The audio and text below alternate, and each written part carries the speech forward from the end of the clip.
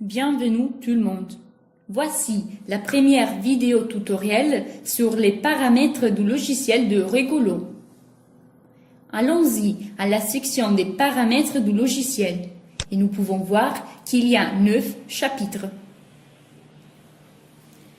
Dans cette première vidéo, nous en examinerons 5. En-tête, type de siège, pays et siège, rôle, fonction, information du personnel. On commence par le premier. En-tête. Regolo immédiatement nous rappelle que l'en-tête apparaît sur tous les documents produits par le programme.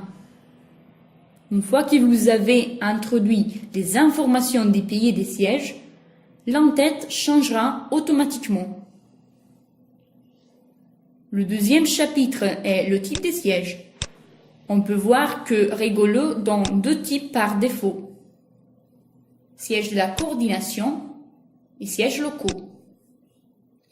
Le siège de la coordination, qui comprend la base des références du pays, est généralement situé dans les zones des principaux bureaux institutionnels, avec des rôles de représentation, de gestion, l'administration et la coordination. Les sièges locaux définissent les bases placées dans des positions stratégiques dans les zones où les projets sont les plus présents. Ils se réfèrent à une ou plusieurs bases opérationnelles. Enfin, les bases opérationnelles répondent à l'ensemble des besoins opérationnels sur le terrain et constituent un point d'appui logistique pour toutes les activités du projet. Le programme nous permet de les éliminer si nous n'avons pas ce type-là de sièges ou de les ajouter si notre structure est plus grande. On introduit une nouvelle typologie. Par exemple, locaux d'eau.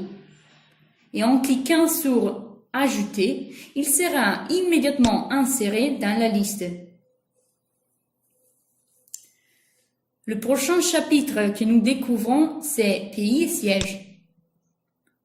Dans ce chapitre-là, il est essentiel que vous tapez le pays dans lequel vous travaillez. Lorsque vous l'avez inséré, un petit cadre s'ouvrira dans lequel vous pouvez ajouter plus d'informations. Toutes les tuiles rouges doivent être remplies pour continuer la compilation. Par exemple, dans ce cas, siège, lieu et type de siège.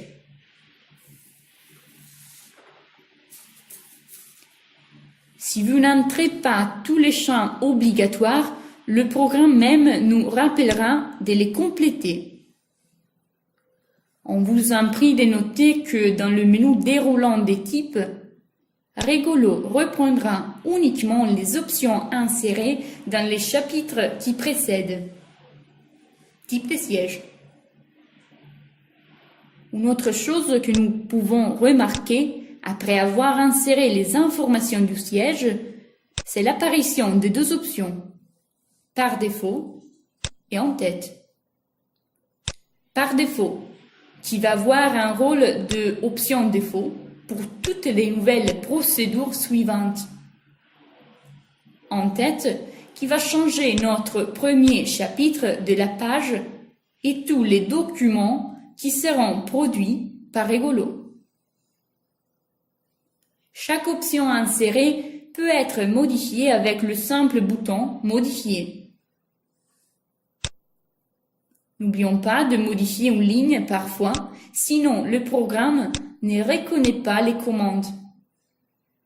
Ensuite, on élève d'abord un tic sur le siège en défaut et après on va cliquer sur celui de notre préférence. Un autre chapitre important est rôle, fonction. Automatiquement, le programme est déjà configuré avec l'insertion des 3 rôles. Chef de projet, coordinateur pays, logisticien.